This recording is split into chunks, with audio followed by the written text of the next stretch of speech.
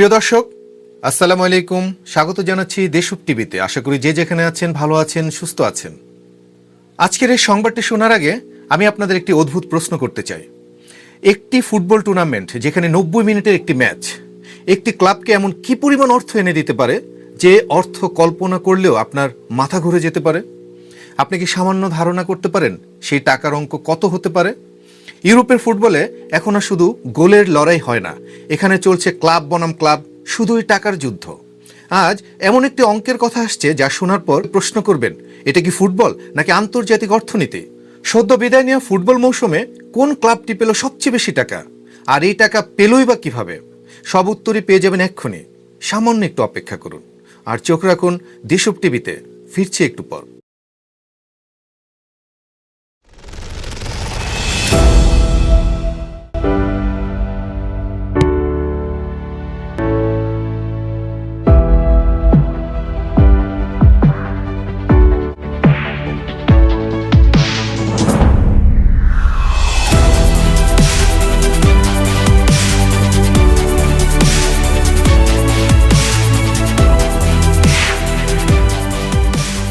দর্শক, champions league এটি শুধু একটি টুর্নামেন্ট নয়, এটি ইউরোপের সবচেয়ে মর্যাদাপূর্ণ এবং সবচেয়ে ব্যয়বহুল এক ফুটবল প্রতিযোগিতা। ইউরোপের বিভিন্ন দেশের লিগ থেকে শুধুমাত্র সেরা ক্লাবগুলোই, যারা ওই দেশের চ্যাম্পিয়ন, এই প্রতিযোগিতায় খেলার সুযোগ পায়। এই যেমন ইংল্যান্ডের প্রিমিয়ার লিগ, স্পেনের লা লিগা, ইতালির সিরিয়া, জার্মানির বুন্দেসলিগা, ফ্রান্সের লিগ ওয়ান। এই লিগগুলো থেকে সেরা পারফরমেন্স করা দলগুলি কেবল চ্যাম্পিয়ন্স লিগে জায়গা করে নেয়। এই কারণেই চ্যাম্পিয়ন্স লিগকে বলা হয় ইউরোপ ফুটবলের এক রাজকীয় মঞ্চ। এই রাজকীয় মঞ্চে এবার ইতিহাস গড়ে বিজয়ের মুকুট ছিনিয়ে নিল প্যারিস সেন্ট জার্মেন, পিএসজি। দর্শক, পিএসজি নতুন কোনো ক্লাব নয়, এর আগেও তারা একাধিকবার চ্যাম্পিয়ন্স লিগে খেলেছে, ফাইনালেও উঠেছিল, কিন্তু ট্রফি ছুঁয়ে দেখা হয়নি। বারবার স্বপ্ন ভেঙেছে, বারবার প্রশ্ন উঠেছে, এত টাকা, এত বিপুল পরিমাণ অর্থ খরচ, কিন্তু ট্রফি কোথায়? শেষমেশ এই 2024-25 মৌসুমে এসে সেই প্রশ্নের উত্তর দিল পিএসজি, সাফল্যের মুকুট ছিনিয়ে এনে। চ্যাম্পিয়ন্স লিগের এবারের যাত্রায় নতুন ফরম্যাটে 36টি দল নিয়ে একক লিগ পদ্ধতিতে শুরু হয় প্রতিযোগিতা। পিএসজি গ্রুপ পর্বে ধারাবাহিক জয় পায়, নকআউট পর্বে একটির পর একটি শক্তিশালী ক্লাবকে তারা পরাজিত করে। একইভাবে সেমিফাইনালে দৃঢ়তা আর নিয়ন্ত্রিত ফুটবল খেলে ফাইনালের টিকিটটা নিশ্চিত করে ফেলে, আর ফাইনালে উঠেই তৈরি করে এক নতুন ইতিহাস। ফাইনালে ইন্টার মিলানের বিপক্ষে সংযত, কার্যকর আর উত্তেজনাপূর্ণ ফুটবল প্রদর্শন করে এক ঐতিহাসিক জয় তুলে নেয় প্যারিসের এই ক্লাবটি। অবশেষে পিএসজির পক্ষে অধরা স্বপ্নটা বাস্তবে রূপ নিল। দর্শক, এখন আসি সবচেয়ে আলোচিত জায়গায়। উয়েফা প্রকাশিত 2024-25 মৌসুমের আর্থিক প্রতিবেদনে বলা হয়েছে, এই যে লিগটা হয়ে গেল, এই লিগে জিতে পিএসজি আয় করলো প্রায় 144.4 মিলিয়ন ইউরো। ডলারের হিসাব করলে এটি দাঁড়ায় প্রায় 157 মিলিয়ন ডলার। আর বাংলাদেশি মুদ্রায় আপনার চোখ কপালে উঠে যাবে। বাংলাদেশি টাকা এই অঙ্ক প্রায় 2058 কোটি 30 লাখ টাকা। দর্শক, একবার ভাবুন, একটিমাত্র ক্লাব একটিমাত্র মৌসুমে একটিমাত্র ট্রফি জয় করে অর্জন করলো হাজার হাজার কোটি টাকা। কল্পনা করুন তো টাকার অঙ্কটি। বাংলাদেশের অনেক উন্নয়ন বাজেটেও এই পরিমাণ অর্থ খরচ হয় না।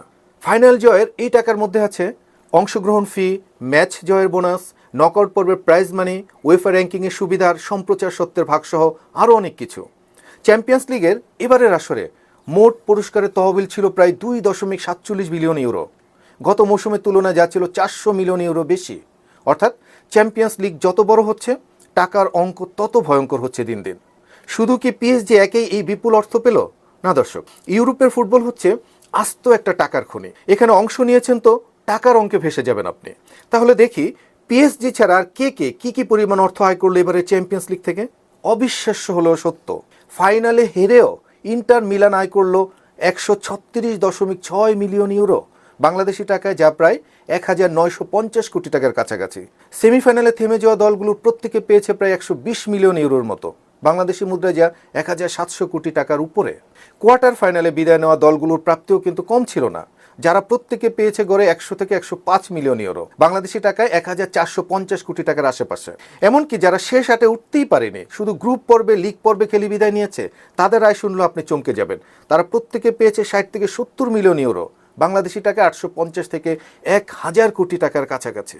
আর সবচেয়ে চমকপ্রদ তথ্য হলো শুধু চ্যাম্পিয়ন্স লিগে অংশগ্রহণ করার জন্য প্রতিটি ক্লাব আলাদাভাবে পেয়েছে প্রায় 15 থেকে 18 মিলিয়ন ইউরো, বাংলাদেশি টাকা যা 250 কোটি টাকার বেশি। ভাবুন একবার, একটি ম্যাচ না জিতেও শুধু কষ্ট করে অংশ নিলেই শত শত কোটি টাকার হাতছানি।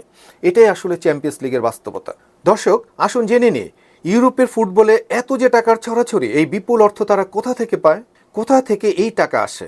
আসল বাস্তবতাটা হলো ইউরোপের ফুটবলে টাকা ঢালার জন্য বস্তা বস্তা টাকা নিয়ে একরকম বসে আছে বিশ্বের নামি দামি টাকার কুমিরগুলো। এই যেমন বিশ্বব্যাপী টিভি সম্প্রচার সত্ত্ব ইউরোপ, এশিয়া, আফ্রিকা, আমেরিকা সব মহাদেশে চ্যাম্পিয়ন্স লিগ সম্প্রচার করা হয়। এরপর আছে স্পন্সরশিপ চুক্তি, বড় বড় কর্পোরেট ব্র্যান্ড, বিজ্ঞাপন বোর্ড, ডিজিটাল স্ট্রিমিং প্ল্যাটফর্ম, আরও কত কি।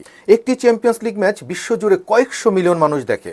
আমরা নিজেরাও নিজেদের পকেটের অর্থ ব্যয় করে রাত জেগেই খেলা দেখি। এই দর্শকরা শেষ পর্যন্ত ইউরোপ ফুটবলের টাকার খনিতে পরিণত হয়। দর্শক, প্রশ্ন করা যায়, এত বিপুল পরিমাণ অর্থ দিয়ে কি করবে পিএসজি?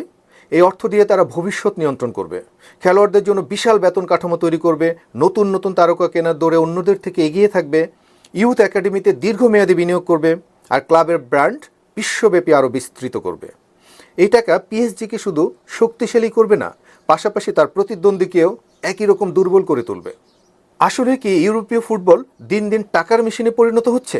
দর্শক, এখানেই আসে সবচেয়ে বড় প্রশ্ন। ইউরোপের ফুটবল সত্যি সত্যি দিন দিন টাকার মেশিনে পরিণত হচ্ছে, যেখানে ধনী ক্লাবগুলো আরও ধনী হচ্ছে, অন্যদিকে বাকি ফুটবল বিশ্ব পিছিয়ে পড়ছে দিন দিন। আফ্রিকা, এশিয়া, দক্ষিণ আফ্রিকার প্রতিভাবান ফুটবলাররা নিজেদের লিগ ছেড়ে ইউরোপমুখী হয়, ফলে সেই মহাদেশগুলোর নিজস্ব লিগ ক্ষতিগ্রস্ত হয়। এখন প্রশ্ন উঠছে, ফিফা কেন ইউরোপের বাইরে এমন আকর্ষণীয় ফুটবল কাঠামো গড়ে তুলতে পারছে না? কেন এশিয়া বা আফ্রিকায় চ্যাম্পিয়ন্স লিগের মতো আর্থিক শক্তিশালী টুর্নামেন্ট নেই? এই বৈষম্যের ফলেই কিন্তু বিশ্বকাপ ফুটবল ধীরে ধীরে নিজেদের আগের জৌলস হারিয়ে ফেলছে। কারণ বিশ্বের সেরা ফুটবলাররা বছরের বড় সময়টাই ইউরোপের ক্লাব ফুটবলে নিজেদের শক্তি খরচ করে ফেলে, ফলে নিজেদের টুর্নামেন্টে এসে, নিজেদের লিগে এসে আর খেলতে পারে না নিজেদের দলের হয়ে। চ্যাম্পিয়ন্স লিগ আজ ইউরোপের গর্ব, কিন্তু এই টাকার দাপট ফুটবলকে কোথায় নিয়ে যাচ্ছে? ফুটবলকে বিশ্বের খেলা হিসেবেই থাকবে, নাকি শুধু ইউরোপের সম্পত্তি হয়ে যাবে? এই প্রশ্নের উত্তরই কিন্তু নির্ধারণ করবে আগামী দিনের ফুটবল কেমন হবে, তার ভবিষ্যৎ। এই টাকার খেলা শেষ পর্যন্ত ফুটবলকে কোথায় নিয়ে যাবে, সেটাই কিন্তু এখন দেখার অপেক্ষা। দর্শক, ফুটবল নিয়ে আপনার অভিমত কি? ফুটবল নিয়ে আপনার ভাবনা, অভিমত অবশ্যই আমাদের জানাবেন আশা করি। এমন বিস্তারিত তথ্যভিত্তিক বিশ্লেষণ ও প্রতিদিনের ব্রেকিং নিউজ পেতে চোখ রাখুন দেশক টিভিতে। চ্যানেলটি সাবস্ক্রাইব করুন, আমাদের সাথে থাকতে নোটিফিকেশন বেল অন রাখুন সবসময়। ইচ্ছে করলে আমাদের ফেসবুক পেজ, ইনস্টাগ্রাম আর টিকটক ফলো করুন। আজ এ পর্যন্তই, আবার দেখা হবে পরবর্তী ভিডিওতে। সে পর্যন্ত ভালো থাকুন, সুস্থ থাকুন। ধন্যবাদ।